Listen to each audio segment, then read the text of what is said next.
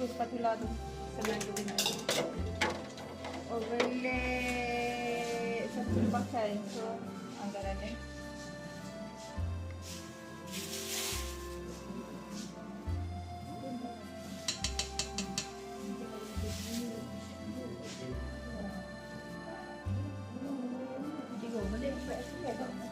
Kembangkan ni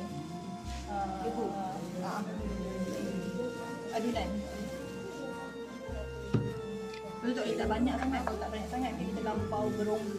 Kalau biasa makan kek dia kena potong berongga tu sebab overlay banyak. Lepas tu kalau kita buat kek butter kita tak pakai overlay sangat.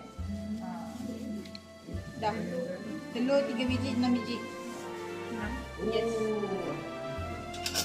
Telur pecah kat air tu baru masuk. Lepas tu mix.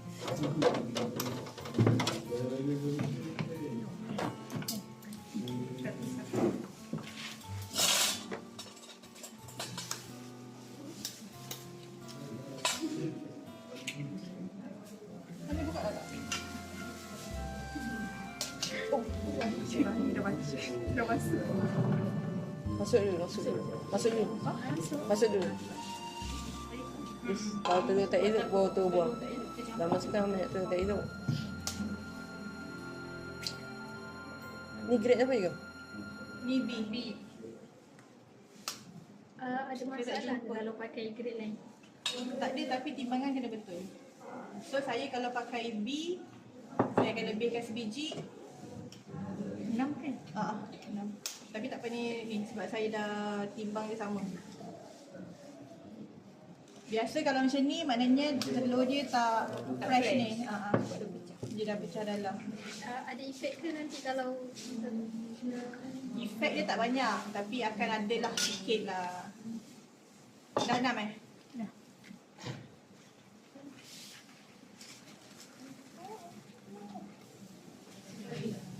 Okay, satu lagi creamy vanilla. Kalau saya tak suka pakai essence vanilla yang cair tu. Itu lama-lama kek dia bertengik.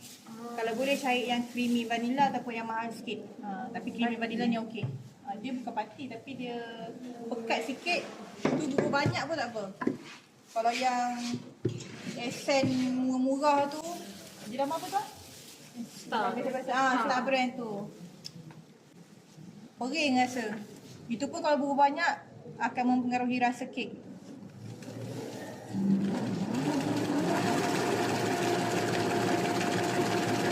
Minyak tolong timbang tu.